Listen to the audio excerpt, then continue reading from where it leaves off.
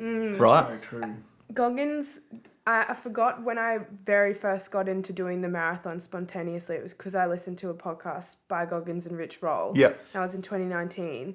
And I think the reason why, well, something that I draw a lot of inspiration from is that for every excuse that I do have, I just find someone who has already annihilated that excuse. So in my head, when I ran my first marathon off no training, the whole time, well, not the whole time, but part of the time I was thinking, Goggins ran 100 miles off no training, was seriously overweight and no preparation, no food, nothing, and he got it done. So I just thought, well, if he can do it, as if I can't. And then you see these grandmas doing 160 Ks and thinking, well, if they can do it, why can't I?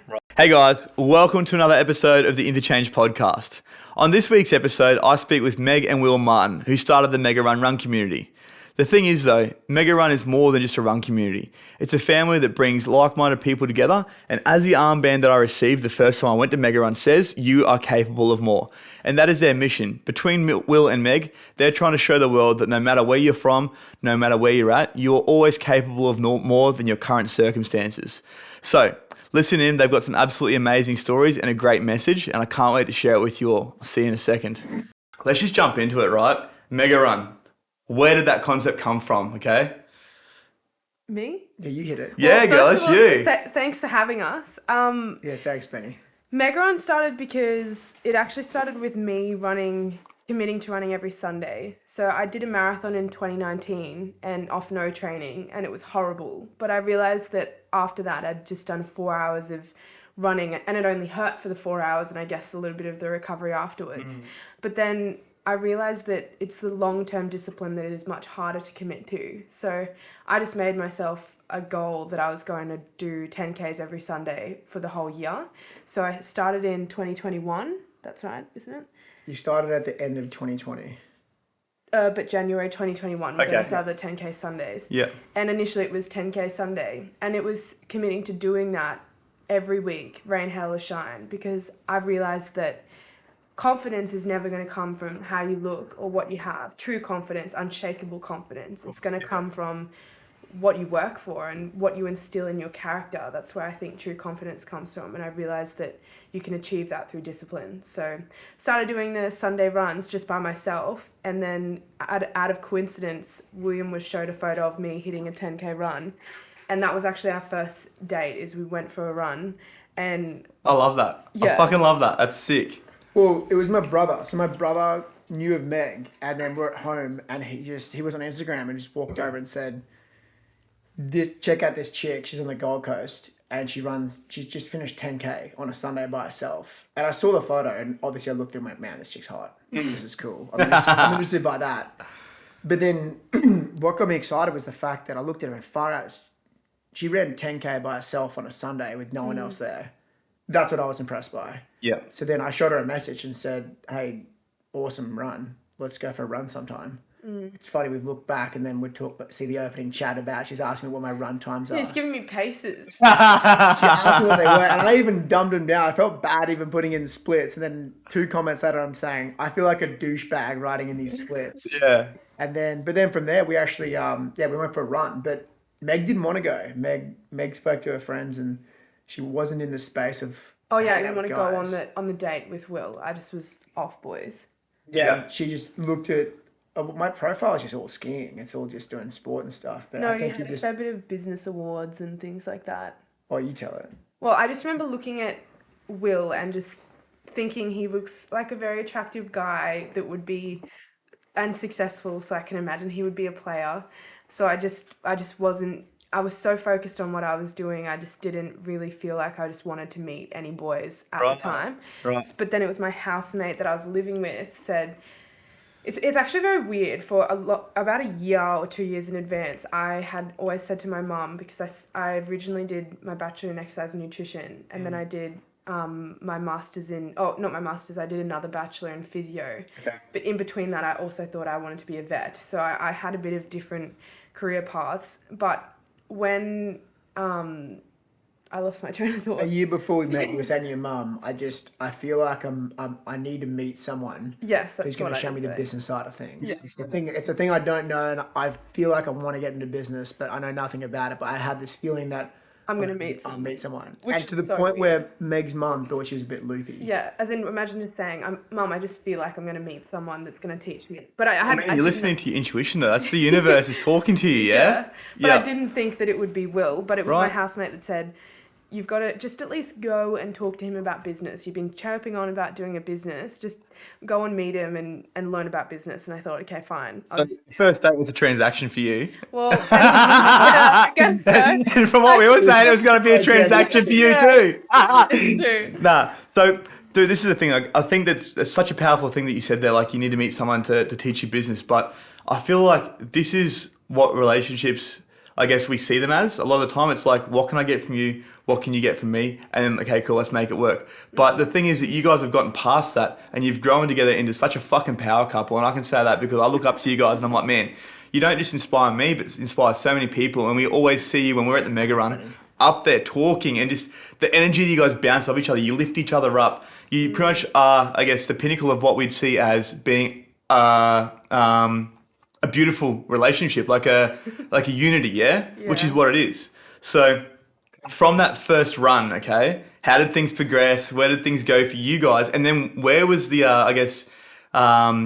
the conception of the Mega Run in that sort of, in On that the story? conception of MEGARUN, you can talk about the relationship. Yeah, I'm not a huge fan of dogs, right?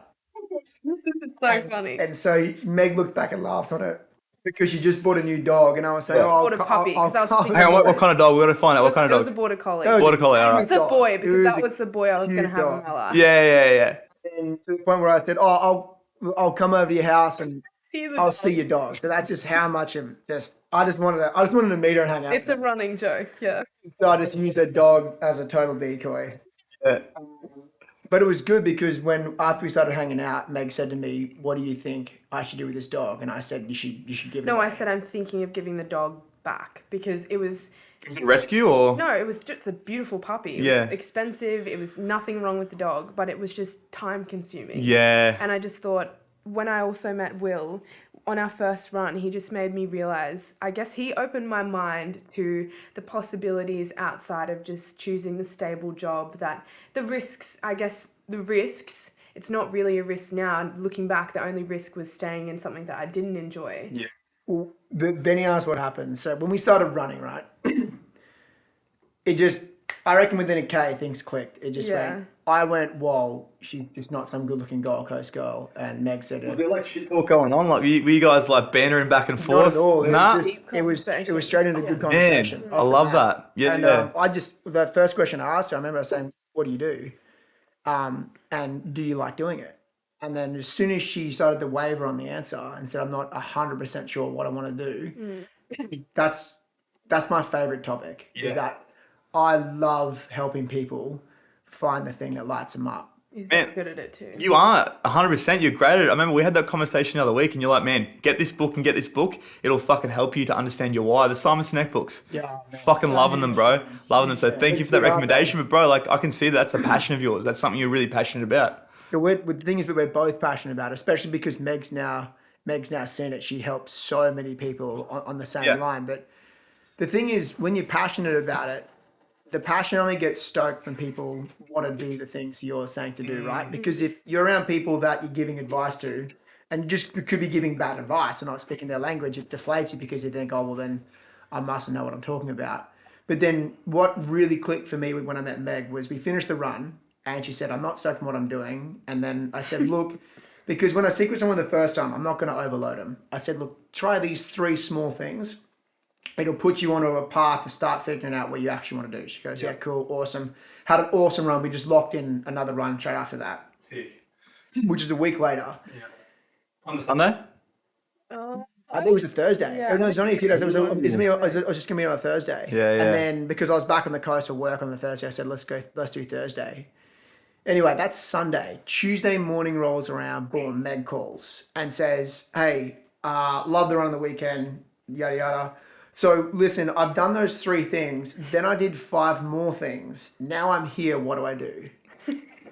And and I got rid of the dog. and she got rid of the dog. Just actioned it straight away. But that's She's the a thing, go-getter. is that people can get fired up in conversation, right? Yeah. It means nothing if you don't action it. Correct. So never have I seen someone action something harder than Meg, and it just immediately attracted me to her so much more. Yeah. And then after that, it was just, this is awesome. Yeah. And then the few times we caught up after that, it was just purely about what's the next step? What else can I learn? What have you learned to do what you're doing? And then to watch Meg do that, just from a few catch-ups, it went from Meg doing physio to me saying, you should be an amazing personal trainer. Yeah. And that's where the name Mega first came about. So Meg had already got her Cert 3, Cert 4 through it. She started at university, so she could be a PT straight away. Yeah. And then she started, and she said, I want to call it Mega Fit. So That's cool. and when she first said Mega Fit, I thought it sounded a bit corny. Yeah. I wasn't fully sold on it. And then I thought about it for a week, and she was sold on it. And then after a week, I thought, it actually sounds really, really cool. I thought it sounded too conventional. Yeah. And then Meg said, well, it's Meg. It's A. My middle name's Alexandra. Ah, okay. So this is where the Mega came from. That's yeah. where Mega started. I always wondered about that. And so Obviously, I've got the Meg part. I'm it like, wasn't MEGARUN. But it's double was- meaning for MEGARUN. Yeah. Yeah. It's much different meaning for the actual MEGARUN, but then that's how Mega started. Started through Mega Fit, and then Meg started doing really well as a personal trainer. But then how the MEGARUN started was then we'd hung out twice, both on a run, and then the next time we hung out was a Saturday night. Had dinner, stayed at my place in Currumbin, and then the next day Meg said, I've got 2 friends who are going to join me on the Sunday. She was calling them Sunday, 10K Sunday. Yeah. Yeah. And then we woke up in the morning and it was raining, and I'll never forget the look on her face. She woke up to 3 messages, or to 2 messages saying cancelled, and then the third one cancelled not long after that, and she was gutted. Yeah. And I looked at her and I said, I just thought this is a stupid idea. yeah, and no, we're still going to know each other, right? So you're still nervous, you're still worried about what you're doing, what you're saying. And then she looked at me and she's embarrassed, and I said, man, this is awesome. It just means that you and I get to go for a run. And also, Get that hang out again. And also, you reminded me what I was doing it for in the first place. I never chose to do runs on a Sunday to have other people join me. I chose to do it because I wanted to develop discipline in myself. Yeah. And then it was awesome. And what's more discipline than getting up when it's fucking pissing down rain? You're in in bed, probably snuggled up, right? Just had a good night the night before, and it's pissing down rain, and all of a sudden you're getting up to go after it. That is discipline right there. It was sick. It was a good run. And then off the back of that, then because they didn't show up, Meg said, well, I've got some other friends that'll want to come next weekend. They've already told me they want to come. Yeah. So I thought, well, then I'll bring some friends. I've got friends that are going to run on the Gold Coast too. Yeah. The next weekend was 5 people. No, the next weekend was more people because 3 people came that I hadn't ever met, and neither had Will. Yeah, they just showed They're up. just strangers, and because I put it on my social media, and I would have had 10,000 followers then, and so I just put it on my social media saying, yo guys, if you want to come and run with me, just come, we're going to hit 10Ks every Sunday. Yeah. And the 3 people rocked up, and I just remember thinking, man, I never thought that random people would want to do the same thing as me, because another reason why I started the Sundays as well was because when I moved to the Gold Coast from Redlands, I found it hard to meet people that didn't just want to go and get smashed on a Saturday night. Yeah. So hard in the Gold Coast. As in, even when I show up to MEGARUNs now, I just think, where were you all? As in, but all of them were not. Look at them all coming out the woodworks now. Not going out on Saturday. You don't meet them out because they're not. They're sleeping so they can go on an adventure the next day or whatever it is. Dude, I think that's the thing. Like, some of those people probably used to go out on a Saturday night. I was one of those people, yeah? When I first started coming to MEGARUN, I was going out. I was still hitting benders and shit. Yeah? I was just starting to get to the point where I was like, you know what, enough's enough. Yeah. And then after coming to the MEGARUN and once again feeling like there was a sense of community, a sense of family, a sense of belonging to people that are the same as me. Yeah. That was something that inspired me to be like, fuck, I need to do better. So not only obviously have you created that movement, but you've changed lives. Thanks.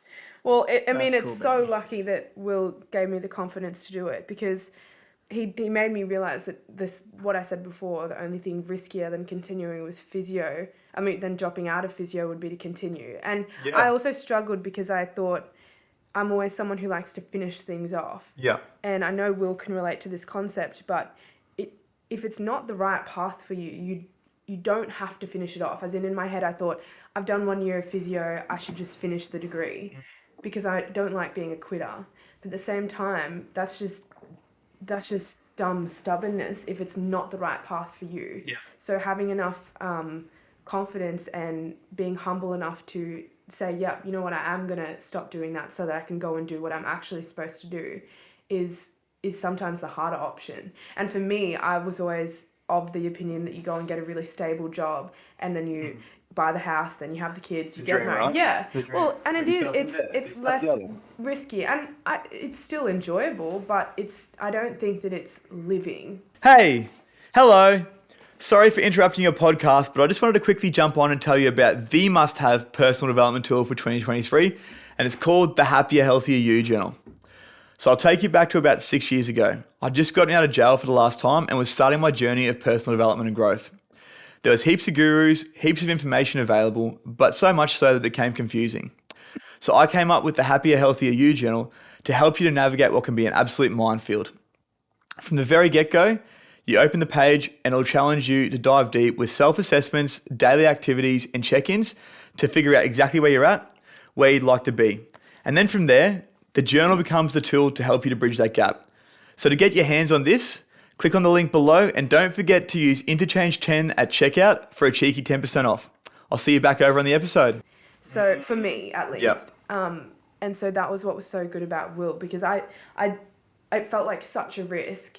Every step of the way, leaving physio, I was depending on him hard, and that's why when he was giving me advice, I just had said to myself from the start, well, if you're going to drop out of physio, and I just deferred for a year, so I didn't drop out completely, but I just deferred and said, if I'm going to do this, I'm going to have to go all in. Mm-hmm. Do you have anything else to say about MEGARUN? It rolled on for 3 or 4 more weeks, and people just started coming out. As soon as people saw the first photo of just random showing up, those people inspired the next. So I thought, well, if these people don't even know Meg and they can show up, then we can show up too.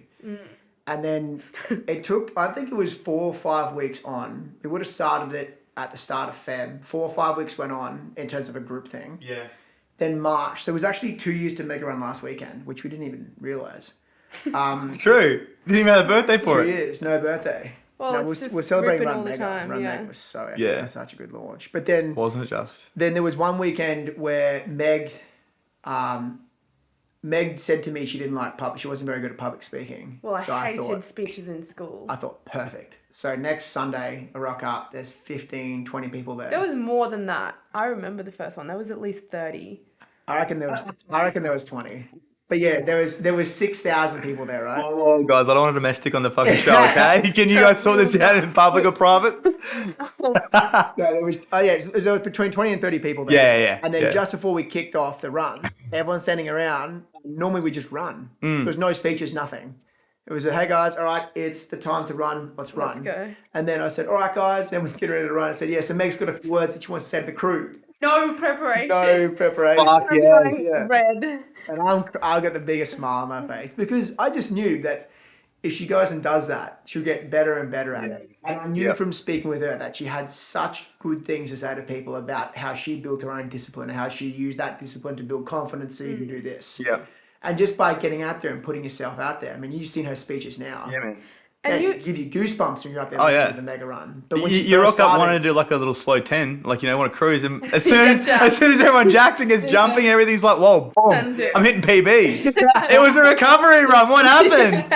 And that's the power of obviously the words that you speak and obviously the power of that community itself. Well, I never liked public speaking, but it's because when we're in school, are you talking about things you aren't passionate about? I'm not passionate about fucking Shakespeare. Someone might be, but I'm not. Fuck that guy. Well, I mean, he's probably great, but he's not my passion. And so getting up to speak and just speaking from experience, I remember thinking that if I speak with the thought of how am I being perceived, it's very hard to speak naturally, and if you make a mistake, it's the end of the world.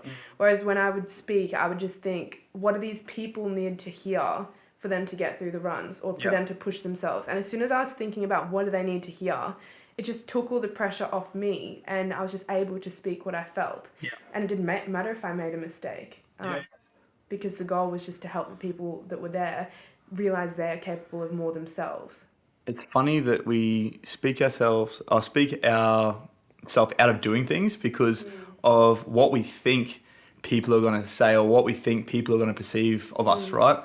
But really, like, if you're jumping up there to, you know, start a run club, or if you're jumping up on stage to talk about a business merger or something, so many of those people be looking up to you going, man, like, this guy's got fucking balls, this chick's got balls, like, good on you for getting up there. Whereas in our head, we get in our head, and that's what stops us from doing so many things.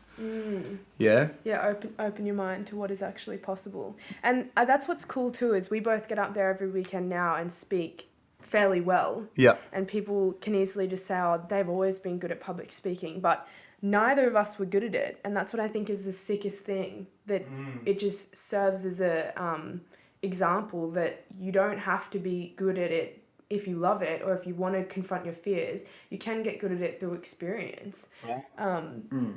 You should tell Benny. God, when people say to me, oh man, Will, you're an amazing speaker. When I started out my construction business with my brother 9 years ago, I couldn't get on the phone and speak with anyone on the phone that I didn't know because my stutter was so bad, and I was so nervous on the phone. I didn't know how to stutter. Yeah, man. I would have never seen that. I would never Terrible, guessed that. as in crippling. I will never forget. You know those moments you never forget? Yes. I'll never forget sitting at a cafe in Brisbane called Harvey's, and I was there with my cousin, my brother, and another guy, and they were sitting there thinking, and they said, all right, here's a new contact you guys to do work for. He needs a landscaper right now. Boom, here's his number, call him. Normal thing to do, right? Yeah. I'm at the table thinking, I've got to call this dude. And I'm a year and a half into the business. Now, this isn't from day, this is a year and a half into the business. So we're good at everything else. I'm good at talking the talk face to face and doing great work. But when I called and he answered the phone, then I pretended that I choked on some food and then got up and stood outside so I could make the phone call because I wasn't comfortable making the phone call with 3 other people listening to my call. Yeah. But it was cool if my brother was just there because he's my brother. But it took me good 2.5 years of being, and I'm talking about being on the phones every day. Yeah. If we weren't landscaping, we were on the phone every day calling someone saying we want to do their work. Yeah. To get confident in speaking on the phone. And then when you tell people that, you say, because people see Meg up there and they see her running 100 miles, right? Or doing what Meg does. And all they'll do is they'll say, Meg's an anomaly. They say, oh, Benny's an anomaly. Oh, Will, look at Will, he's such a good speaker. He's just an anomaly. We never started like this. Yeah. And that's why we just love David Goggins. Yeah. Dude, that guy is the king because he just says exactly what needs to be said of stop writing me off as a superhuman freak. He didn't start that way. No one has had a worse run. against. No one has had a worse run than me. Well, Yeah. there might be 1 or 2, but not many, right? Yeah, of course. And then to say that he had a hole in his heart and all these things and all that stuff with the coal in his hands. Yeah. Everything he had, he's saying, not only did I start from 0, Yeah. I had a heap of problems, so stop writing me off because anyone, as he said, with a breath of air who breathes air can do what I do. Yeah. And you can't even say it's his mindset because he was weak in the mind. When he started, 100%. Yeah. But he went out with and this is his mentality, was I am going to be the baddest motherfucker alive. Yeah. And that's exactly what he's doing now. So sick. You guys had the pleasure of seeing him not once, but twice just recently. And that was right before. We got to give a huge shout out to your friend, Jakey. Oh, Jakey Yeah. boy, yeah. Fucking Man, oath. Jakey, so we were tossing up whether or not we're going to go see Goggins. And funny enough, we said, you know what? We're going to keep doing what we're doing, and eventually we're just going to meet him. Yeah. Because we're just going to keep hammering on with MEGARUN. We're going to do great things, and Yeah. we're just going to meet him one day. That was our mindset. He's just going right? to bump him. We're just going to bump into him. Yeah. Out in the trenches together. Yeah. And then that's how big our ambitions are for MEGARUN. And then, so we didn't book anything. And then the day before, and I was we were both thinking about saying, should we go, should we not go? Because a few people were talking about it. And then I said to Meg, no, we don't need to go. Silly thing to say. And then Jakey, the day before, on the Sunday MEGARUN, so Goggins on the Monday, and Stevie, our office manager who runs Brisbane MEGARUN, legend, you know Stevie so well. You guys know each other really well, which is a very cool story. Stevie was going. He'll be on here one day, don't worry. About it. He definitely will be. He's got a cool story. He's doing so well. But Jakey grabbed us on a Sunday and said, hey, I can't go to Goggins tomorrow because I've got a big job coming up with work that I want to get ready for. Yeah. I've got 2 more tickets. I'd love for you and Meg to have them. So And as soon as he said that, And I thought, this is a sign, as in, we can't not go now. And that was so nice of Jake to do that. And so we went to Goggins. We saw Neb Rockman speak in the morning. Yeah. He's such a weapon. Machine. Yeah. He spoke, for someone who's only been speaking for a few months, he really nailed it. Yeah. And then Goggins was on. It was even better than what we thought it was going to be. Hey guys, sorry to interrupt again, but if you're liking what you see so far, don't forget to like and subscribe and share with your friends. Remember, all your support is really appreciated, and I'll see you back over on the episode. I love that. Yeah. I underestimated how much he cared about other people. Oh, man. Not that I didn't think he didn't care about other people, but his care through when someone asked a question, he spoke like this. Didn't look at anyone in the rest of the crowd. You watch other speakers speak. Someone asks them a question, they'll go address the rest of the crowd. Yeah. It was as if no one else existed, and he looked through your soul, and the amount of thought that he gave your answer. Even if it was a silly question. Yeah. Someone asked a silly question, his answer was amazing. Someone asked a good question, answer was amazing. Just flawless. Someone asked a dumb question, everyone laughs, answer was still, whoa. Everyone applauded after every answer because it was genuinely that good. But Wow. I just didn't realize, and we didn't realize how much he genuinely cares about helping people. Yeah. It was nuts. As in, I don't get nervous to get up in public to speak. I was up there asking him a question and my knees started shaking. As in, just going back and forth. I'm thinking, what the hell My is knees are going shaking on? just thinking about that, bro. That's hectic. And he's looking into your soul. Yeah. Thinking about whether he's going to take it or not, right? But when he got up there, there, because we love his books and we speak about him all the time, Yeah, for sure. I've only ever had a proper fanboy moment with Who was that one with? Justin Bieber. That guy's the king. There's Yeah, no doubt 100%. about it. I love He makes everything me that wet. he's about. His music's phenomenal. Anyone that says otherwise, they just... I think they need to get their hearing checked. But he's amazing. And when I saw him come out on stage for the first time and to see the crowd and the effect that he had on a crowd, I thought, this guy's on another level of human being, what he's doing. And I haven't felt like that ever since. And then when Goggins came out on stage, man, we were sitting there and I started saying to Meg, he's the guy. It's the fucking guy. right there. Yeah, As in, yeah. This guy that we speak about all the time that's got us through so much hard runs and doing crazy stuff and that we laugh about and we send all the family and our friends funny videos of the Gog saying, who's going to carry the logs? Yeah. And to see him up there, oh man, it was awesome. Now, this was about a week before you guys took on your first 100-miler. So I want to hear more about that. Talk me through the experience of running a 100-mile race. For those of you that don't know, 100 miles is like 164? Yeah, we did 164. 100, Two? 162 Our race kilometres. is 4. Yeah. Well, typically, 100 miles is 160k. It's times Yeah. by 1.6. Yeah. Plus the decimals. But yeah, it's 160k. But this course was 162. Yeah. Where was the course? It was in New Zealand. Yeah. It was a race called the Tarawera Miler. And we ran it with a friend who lives in New Zealand called CK. Yeah. He's a proper runner. As Yeah. in, he's going to Mont Blanc for the 100 miler.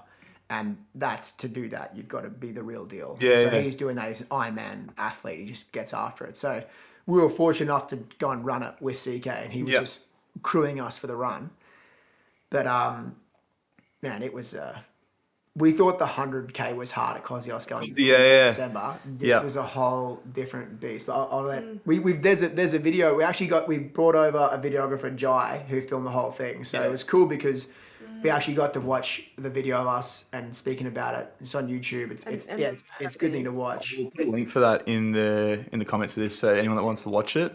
And obviously I'll put some links for MEGARUN and everything like that, but I think that's going to be really cool for anyone that wants to watch it. Yeah. Yeah. It's full on. It was real deal suffering. As in, we suffered from 25k in. We took off. It was all happy days, and then we hit 25k. And for both Meg and I, for some reason, our bodies just felt horrible, as in bad. My hip muscle, my hip flexor just stopped working. Right. I don't know what happened, but it just wasn't working. And so I'm thinking, holy heck, because Goggins' main advice about the miler that we took from meeting him and asking him a question was to take it aid station by aid station. And that's an easy concept to say, but to actually get your mind to focus on aid station to aid station is quite tough. And in the 100Ks, Will was really good at doing that, and he handled the 100Ks a lot better than I did. You got to know though,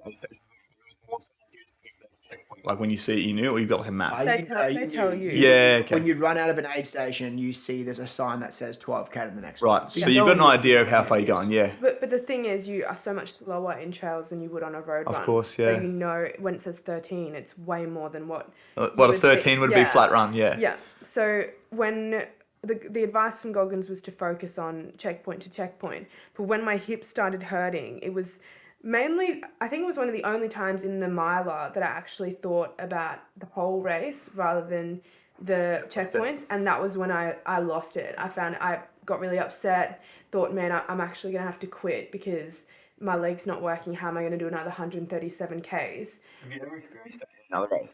No, not like that. I've had pain, but as in the muscle wasn't working. I was lifting my leg going up the hill. I've never seen Meg want to quit. Yeah. That was the first time I looked at Meg and thought, well, it wasn't the 25. When we were both hurting at the 25. About 40. And then some tears started rolling, and she was in a lot of pain. I mean, I was feeling average too, really average for 25K, and shouldn't have felt like that. So it was a little bit concerning. Because I think your mind gets so smart at trying to keep you comfortable that my mind knows that my weakness is if I think I'm injuring myself, I don't like to keep running. And so I thought, I just think your mind is so powerful. So it's thinking that I've got an injury. So I'm thinking, is this good? Yeah. Is 137 Ks on a cooked hip, is that going to leave me with problems in later life? Yeah. That's the stuff that worries me, not as in, oh, my legs are sore, they're tired. That doesn't ever get to my head. So I think it's your mind is so strategic. Yeah. And then I remember we got to this stage and Will said, Meg, at the next... So at 36K, the checkpoint was at 38.8. At 36K, Meg was not feeling good. Hadn't improved much from the 25K mark. If anything, got worse. And I'm looking at her and I'm thinking, she's actually injuring herself. So I looked at her and said, I'm making a call for you. You're pulling out at the next aid station because we're not having you hurt yourself. Yeah. We're not professional runners. Yeah. We've got no careers on the line here. We're doing this for fun. This is stupid. I'm feeling all good, and so is CK. I'm going to keep going with CK, but I'm making the call for you because you're not making it for yourself. You're stopping at the next aid session.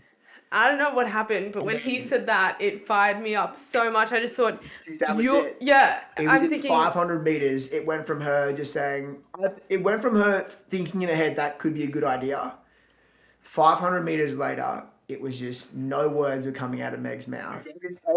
And she just pulled 5 to 10 meters ahead of us from 36K until 162K.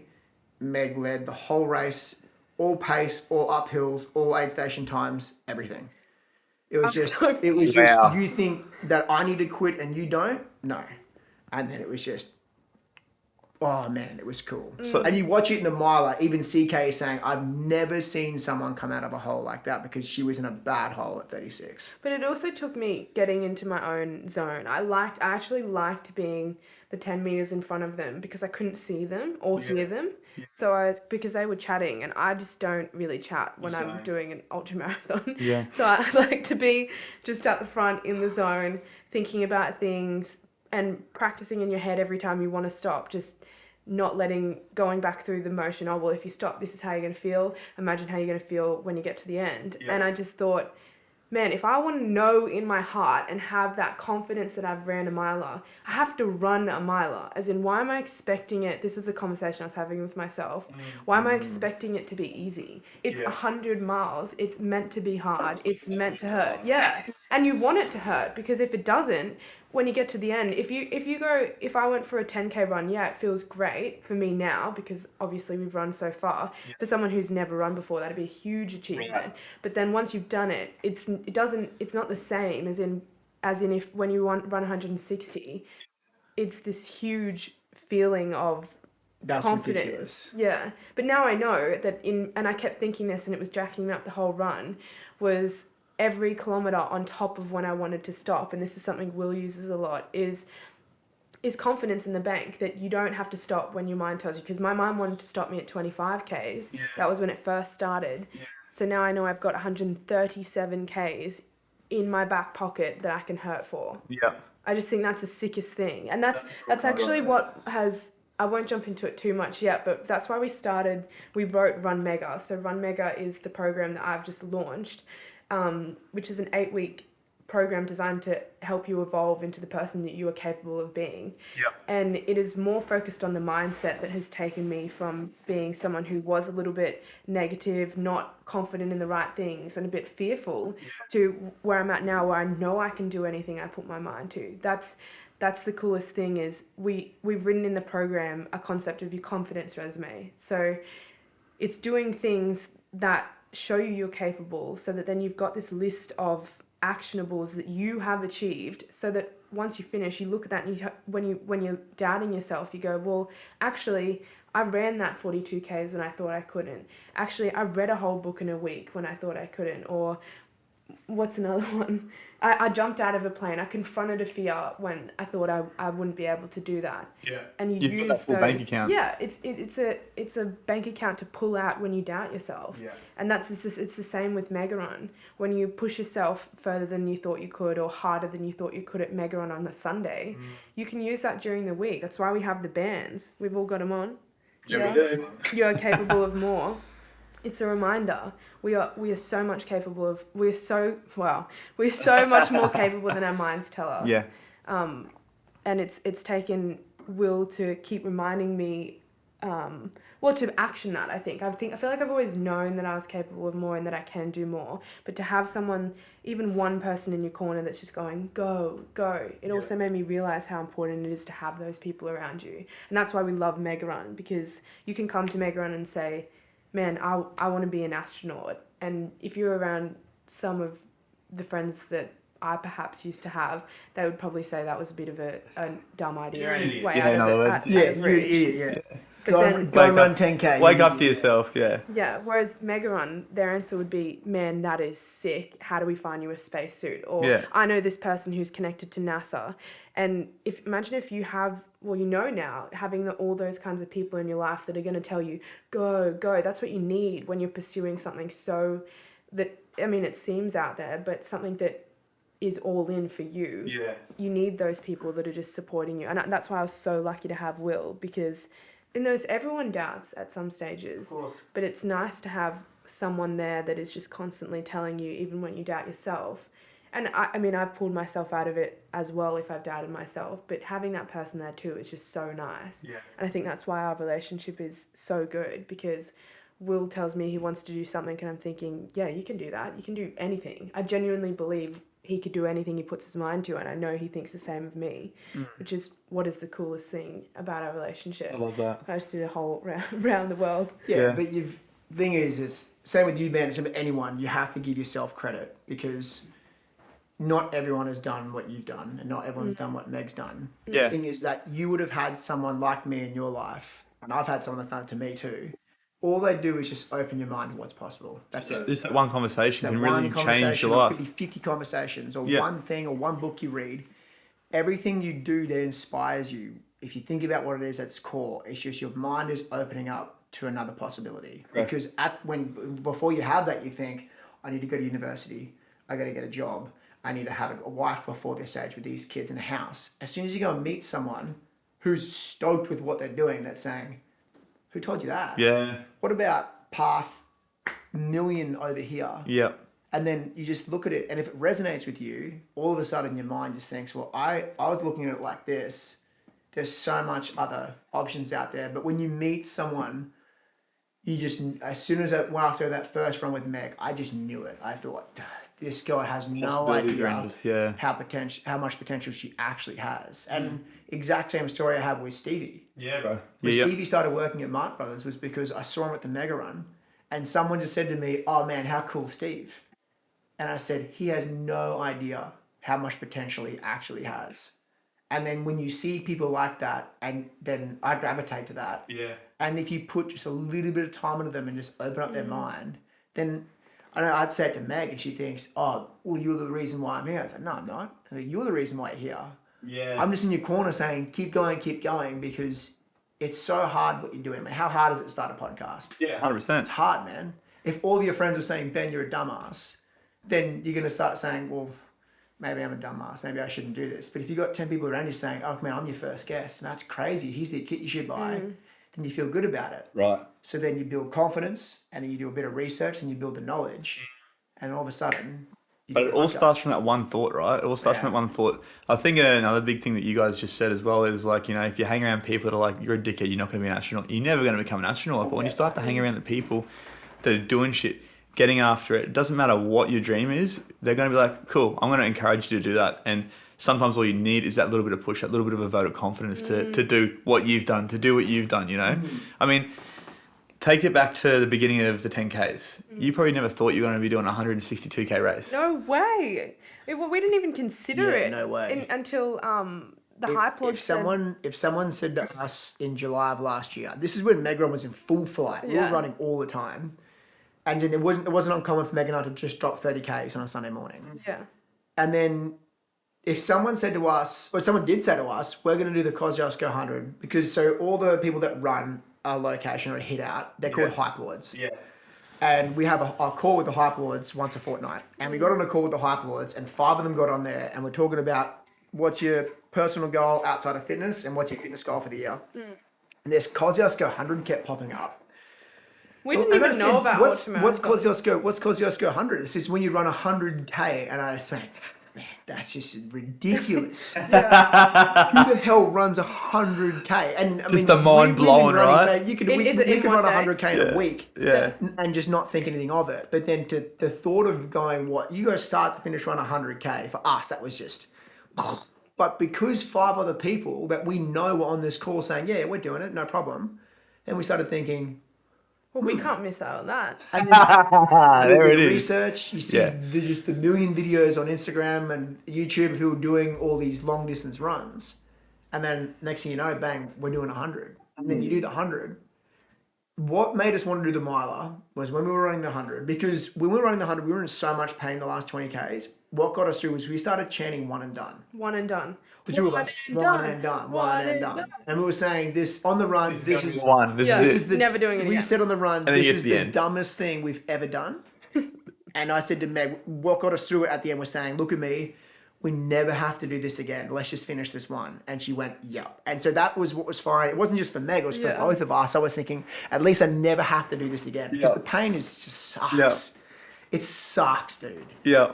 But then when we finished it, we thought about it, and then we thought about the whole run and how much you learned about yourself. But there was one thing that stuck with me the hardest, was that when you did the miler, when you did the 100K at Cosy, you take off with the milers. So the 100Ks take off with the 160Ks. There were women in their 60s that were running at the same pace as what we were running the 100 at to do the 160, smiling and having a good time saying, how good is this? Isn't that humbling? It was great. I'm getting goosebumps right now. I'm getting goosebumps thinking about that. That's sick. It was so humbling. I'm talking that people that were in their 60s and 70s smoked, not just beat us, smoked our time by hours in the 100K. And to think that, we think, well, again, it's just opening your mind to possibilities, right? And what's actually possible. When we got back, it only took us 2 or 3 days. And then we were still sore. And then I looked at Meg, I said, are you thinking about it? Yeah. You think when I was thinking B1? And I didn't know she was going to say, we spoke about doing one and done. I said, what do you think about doing a mileage? She said, yeah, I've been thinking about that. I just couldn't help it. But the thing that you're saying about seeing all these different people, they always say that at trail runs, at ultra marathons, there's obviously you see the lean ones who are really elite, but there is all different shapes and sizes, ages. So it's such a mental thing. Yes. And it's not just the lean ones. 100%. If you look at the top Ironman or the top female ultra runner, they're not you lean. wouldn't pick them to be, that's the top person. They're not rocking six packs or anything, but they're smoking the field because they have everything going about them that's required for those long distance races. Yeah. As in, if you gave us 10 grand and said, put some bets on who you're going to beat before the run, Meg and I would have lost 10 grand. I reckon off the first pick too, because you're looking at someone saying, a 75-year-old dude, we beat him by 15 minutes in the miler. Yeah. 75, man. Just that's like a big kick in the jaw, but also at the same time, you're just like, holy fuck, there are so many people out there getting after it. It's funny, actually. I was having this conversation with our good friend Jake the other day, and he's like, man, he's a man. I'm just starting to notice, like, there's so many people doing like ultra marathons and shit. And I'm like, bro, they were always there. It's just that you changed your focus and we're starting to hang around more people that are getting after it. And you start to see more of that shit. Yeah. These people are there. We just don't notice it because obviously, our focus is elsewhere. But I was sitting here the whole time smiling about what you guys are saying. I'm like, one and done. Because I remember thinking the same thing on my first half marathon, right? And I remember thinking the same thing on my first 10K. Yeah. I also remember thinking the same thing on our first marathon. And if you went back to, let's say, not the beginning of this year, but beginning of last year, there was no way. I was literally saying people that run marathons are fucking crazy. That's ridiculous. I'd never do that. Yeah. And then we geared up and ran one in like 100 mils of rain on a fucking That was Sunday with like so barely any sick. prep. And you guys were all there. It was fucking sick. But it just shows that.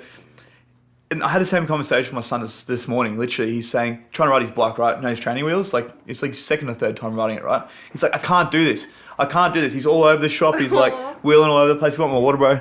Help yourself. Thanks, yeah. But he's wheeling all over the shop, and I'm like, mate, please just stop there for a second. Listen to this. Don't ever say you can't do anything, because if you tell yourself you can't do something, you will believe it. It's so sick. Yeah? Spot on, man. And you know what? Within a couple of minutes, he was fucking hammering on this bloody bike. Yeah, up and down the boardwalk down here. I was like, don't go near the water, because if you fall in, I don't want to get my phone wet. And of course I jump in after him. Of course I jump in. I'd laugh first, but anyways.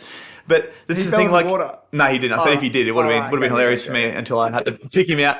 But this is the thing, like, it comes down to conditioning. Yeah, it comes down to conditioning, right? When we first tried to walk, how many times did you stand up and fall down, stand up and fall down, stand up and fall down? Nowadays, most people... Sorry to cut you over. Your video that you put up of kids keep failing and they don't know and they get back up. Yeah. Is that what you're talking Yeah, about? 100%. Yeah, that's a cool video. Like, they keep trying. If you encourage them to keep trying, they will. If you say to a child, you can't do this and you can't do that, and how many times were you told in your life, you're never going to be anything, you're never going to do this, you're never going to do that? I mean, I was told lots, and I had a lot of self-doubt. I still have a lot of self-doubt, still a lot of self-worth issues that I have to work through. But this is the thing, like, when I look at my son, I'm like, man, you are fucking so capable, more capable than you know. You just need to be nurtured and around the right people. It doesn't matter what age you are. Yeah, whether you be, 30, 40, 20. If you're around the right people and you're nurtured, you can change that conditioning. You can literally do anything that you want. Right? So true. Goggins, I forgot when I very first got into doing the marathon spontaneously. It was because I listened to a podcast by Goggins and Rich Roll. Yeah. That was in 2019. And I think the reason why, well, something that I draw a lot of inspiration from is that for every excuse that I do have, I just find someone who has already annihilated that excuse. So in my head, when I ran my first marathon off no training, the whole time, well, not the whole time, but part of the time I was thinking Goggins ran 100 miles off no training, was seriously overweight and no preparation, no food, nothing, and he got it done. So I just thought, well, if he can do it, as if I can't. And then you see these grandmas doing 160 Ks and thinking, well, if they can do it, why can't I? Right. That's what I think is so powerful, is find something that makes your excuse no longer valid. The thing, like, we can come up with thousands of excuses. Like you said, when it was raining, you were meant to go out and do 10Ks. You had every excuse not to. All it takes is 1, 2. All it takes is that one excuse to override those hundreds of excuses you're making for why you shouldn't do something, right? And everyone can find that one excuse. You just need to act on it, right? Yeah, or a purpose that is more important than all the excuses. Of course. Now, you guys were talking about this Run Mega program, and obviously on face value, and I guess if anyone that was looking in, seeing what you guys do with Mega Run and all that sort of stuff, they'd think that's a running program. Yeah. But what is it really? I understand, I have a good idea of what it is, because I've been to Mega Run. I know how much Mega Run has changed my life, not just for running, but for everything in general. Like, obviously, I feel like that's what you're trying to channel into the whole Run Mega program. So tell me more about what Run Mega is actually about. Well, I think that a lot of people think that when we run, we just run because we love running, or we're just runners. Yeah. But that's not really why I run. I run to prove to myself I'm capable of more. Yeah. And so Run Mega, whilst yes, it is a running program designed to get you to run 10, 21 or 42 Ks, it's actually a running program to prepare you mentally for that, and obviously physically. But it's to use running as a tool to prove to yourself that you're capable of more. So it's how running has shown me what I can do. As in, how would I know how capable I am if I didn't run 100 Ks or 160 Ks? You can apply it to other things like doing pull-ups for 24 hours or whatever it is. But running is such a simple tool that anyone can do, and we can use to see what we're actually capable of, and how far we can hold off that voice in our head that tells us to stop, or the voice of self-doubt. I just think it teaches you so strongly how to ignore that and how to believe in yourself. So yes, fundamentally it's a running program, but it is so much more than that. It's education on nutrition. It's not nutrition, calories and plans, because Macros is calories. well, I just don't think it's an enjoyable way to live. Yeah. And at the end of the day, why are you doing these programs? Well, to find fulfillment in your life. And if it's not an enjoyable process, then you're likely not going to stick to it. You're going to go up and down, up and down. So if the long game is to be healthy rather than look aesthetically good, then your likelihood of actually staying on track is far stronger than if you're aiming for an aesthetic goal and you keep falling short. It's that concept of finite and infinite goals. Yeah. As in, if you have a finite goal, you might get to that goal, but then the feeling that you get is not as fulfilling as if you have this ultimate long-term goal. But do you want to say a little bit more on Mega? Yeah, you just nailed it. But in the simplest form, if you feel like you lack discipline or want to build more discipline, that's what Run Mega is. Or you have an itch that you know you can do more, but you don't know what to do. But it all comes down to discipline. So the purpose of the program is to understand how to use running as a tool to build discipline. That's what Run Mega is. And it just explains in detail how Meg used these principles to become the person that she is today, to develop her mindset. Because anyone that runs consistently knows one thing of running. It's got very little to do with your body. It's got a lot to do with your head. Yeah. And the ones that enjoy running are the ones that have figured that out, because they realize that it's just a battle with your head. And so people can go on a run, and I had it. Last weekend I went for a PB, and I didn't get it. But I was still so stoked when I finished the run, was because I ran through so much pain and just got some good self-talk going. Because when I run, I did this thing where I always look at my watch when I want to quit. Every hard run I do, I want to quit, no doubt. There's a point where I want to stop and walk, because your head's designed to tell you to do that, right? So you're trying to preserve yourself. Yeah. And so I looked in that run, and man, it was early. 4 Ks in that I wanted to walk. So I thought, this is going to be... But normally it's about 6 or 7. It's got to be one of those runs. Yeah. Yeah. And the fact that I hung with this person I want to hang with, and stayed in front of a person I want to stay in front of, and then held a pace that I just wouldn't have held if I just gave into that. There would have been 8 times on that stretch on the way back that I wanted to slow down. Every time I wanted to slow down, I found a way just to pick back up.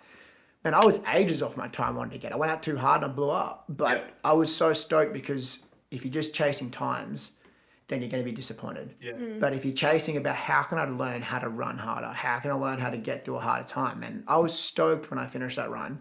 And I was 1 minute and 40 seconds off what I wanted to do, which is so much in a 10K run. Yeah, So right. other people would have been gutted, and I was just stoked with what happened. So that's what the program's about. It's about, if you want to have more of an infinite mindset, because if you have a finite mindset, which is get something done, tick the box, finished, there's 50 running programs that tell you how to run. Yeah. But the running component is 15% of the program. Everything else is built around how to use running as a tool to build discipline, because discipline is what gives you the confidence, and confidence allows you to do whatever you want. Yep. And so it's just, and the reason why, I could speak about this all day, and I get Jack speaking about it. I've proofread this thing 50 times. Definitely. 30 times, I reckon. We're doing this thing where everything has to be the truth. Ask Meg, it'll be 20. No, 30 At least 30 times I read this thing, and every time I read it, I just got fired up. He's yelling from the computer going, Meg, this is sick. Meg, this is sick. That's cool. Yeah. It just takes, it's like what Goggins does, it's what Simon Sinek does, it's what Ryan Holiday does. It's what any person who's great at inspiring and influencing people do. They take a complicated concept and they make it very simple. And they give it in an actionable list. Yeah, and they speak from experience. So just get complicated scenario, complicated concept of life, simplify life, and into here's what I did, and if it works for me, it works for me. If it works for you, you figure out what you want to do, but this is what I did. So we're big believers in that. Don't give advice unless you've done it. You can't teach what you do not know, and you can't show what you haven't lived. Oh, Love it. that doesn't stop a lot of people though. No, that's right. A lot of bad advice getting around. Yeah, 100%.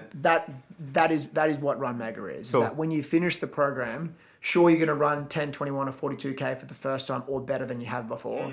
But it's more so once you finish that, you're going to have everything you need to push well beyond that. So you're not just doing the one thing, one and doneing it. You actually think, okay, well, I now have this mindset of knowing that I can do this. Part. What else can I do? Yeah.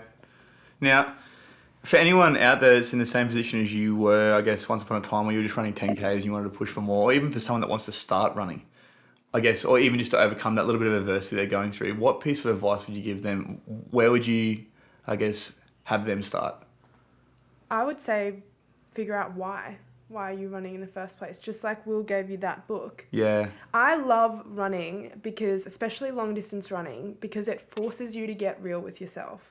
So when you run, if you are being motivated by what motivates you, if I'm trying to use what motivates you to motivate me, it won't work deeply enough to my core to get me through that amount of hurt. So when people go and run ultras, unless they know exactly why they're running for themselves and they're doing it for themselves, it's very hard to fake running. Yeah. They'll give up. You've got it, yeah, they'll give up. And you will see it in people who are the ones that give up earlier in running. It's because they haven't found exactly what means enough to them to keep running. So I love it. It forces you to get real with yourself. And that is a big part of what we have written in Run Mega as well. Is we reading that book is included in it. Find your why. Yeah. Yeah. Because if you know why, this is Frederick Nietzsche or whatever his name is, Russian. If you know your why, you can bear almost any how. So if you know why you're running 160 Ks and it's strong enough to you, you can get through it.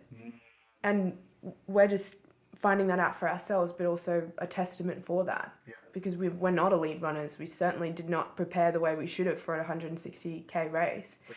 Big enough. Yeah, 100%. And that'll get you through most things, right?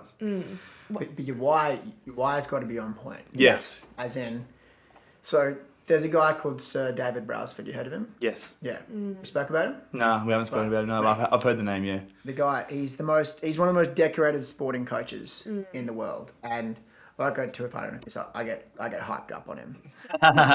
One of his major things is metric of success. Yep. So what do you define as success? If your goal, if your why is for something that is actually a result of doing something good, you're never going to get to what you want to do or achieve what you want to achieve, or you're never going to be happy with when you get what you think you want to get. That's the more important point. So if you might get there, but it's not going to fulfill you. Exactly. So if your goal is, if your why to go running is I want to lose weight, man, you're never going to hang in there. Because as soon as it gets hard, there's hundreds of different ways to lose weight, and your mind will just cave on you and you'll just quit and you won't run. Losing weight should be a result of a good goal, of a good why, of a good metric of success. So if the reason why is I just want to get out there and challenge myself for something and see how far I can push it. Well, I just want to see how far I can run before I want to quit. Or I just want to put myself out there and be around people I haven't been around before and just see what that does for me. It's an infinite goal, right? Infinite goal, because then the result of that is losing weight. The result of that is looking better. The result of that is all these different things. But if your goal's wrong, then it's never going to fire up enough because it's hard. Because, I think Goggins everyone speaks about it. Your mind is designed for life preservation. That's how our brains work. Survival. It's preservation of life. It's survival. Yeah, only job of our body is to survive. That's it. And that's how we are hardwired. So if you're on a 10K run and you're hurting, you're breathing hard, your body is just screaming at you saying, you keep going like this, you're going to die. Or this is not good for the body. So it's throwing every single excuse under the sun at you. And it knows you the best. Yeah. Too. 5 days into 100 miles.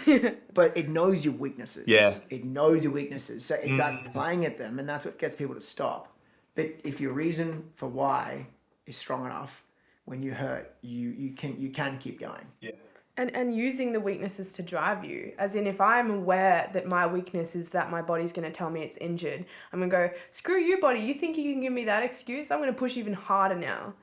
It gets you jacked. If you can identify them a little bit more, you can actually use your insecurities and your weaknesses to drive you further. That's something that Goggins really speaks about in his books, isn't it? You know, the pain and the worst insecurities he has, he uses those to keep pushing him forward. Yeah. So sick. To answer your question simply is that if someone's doing it for the first time and they've never run before, they just need to find out why they want to do it. And then once they know that, just get the shoes on. Don't wait for anyone else and just get out the door. Yeah. I think that's a really good thing to look Just at. get as out well. the door. But the thing is, make it manageable.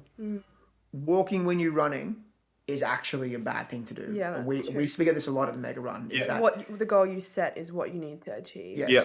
or else what happens is that you're happy to quit on yourself. Yes. So Yep. when you run, we say this at Mega Run almost every weekend, and I talk to people about it afterwards all the time. It's that the goal is not 10K at the Mega Run. The goal is to push yourself. And if you push yourself and do 1K, you're a weapon. But don't walk.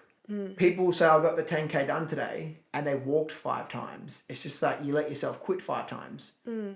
But they're doing it for other people. They want to be a part of the 10K club, which is just stupid. Yeah. Because if anything, it's actually worse for them. Well, it's common, but Yes. it's not going to do anything for them. Yeah, it doesn't do what they think it's going to do for That's you. right. It's that You validation get of, the, I got 10K, but then that's did it, you yeah. get 10K? You didn't. You're so much better off running 2 kilometers and not stopping than running 10K and stopping 5 times. Hands down. And it is worse because you'll come back and say, I just did 10K, but then you didn't do it. Yeah. You walked. You walked. And as much as that feels good, you get a little bit of, oh, good job, that's amazing. You are letting yourself down. Your confidence comes from your trust in yourself. Actually, you and me, Will, like, are you actually, when was the last time you actually did something for yourself, running a 10K for yourself? Are you running the 10K, say you're walking? No, you're doing that and saying that you ran the 10K to actually get gratification from other people because you can't self-validate, right? Yeah. Well, if someone's running for themselves, show me someone without a watch with no Strava on a run. That's a person running for themselves. Fuck yes. I went through a whole period where I just didn't wear a watch ever. Yeah. Just ran with no watch and just ran. Yeah. But the other part of it is that I love wearing a watch now. I love seeing the splits. I love what I'm doing. It's cool being on. I like being on Strava and people give you kudos. Kudos and that, But yeah. when someone sees you run, there's a positive side to it because someone sees you run, they go, all right, Will and Meg ran today. Where's my shoes? I gave myself 50 excuses. Yeah. I'm sitting here scrolling, boom, saw the run, I'm out. And that happens all the time, right? So But you just got to look at your intentions. Intentions is where it's at. We talk about this all the time. It doesn't. You can go and run 10Ks, but what are your intentions to do that? Is it to go and post a photo to put on your Instagram saying you run 10Ks? Is there any other reason to come, seriously? actually not. That is top reason. So sometimes it's good to run to be competitive on Strava and compete against good times. Only because you guys ran them. But then there's a time to just do it for yourself. Of course, and yeah. prove it to yourself. And it gets better. But even Goggins, I loved how he said in his second book, Never Finished, how even he had to reality check himself.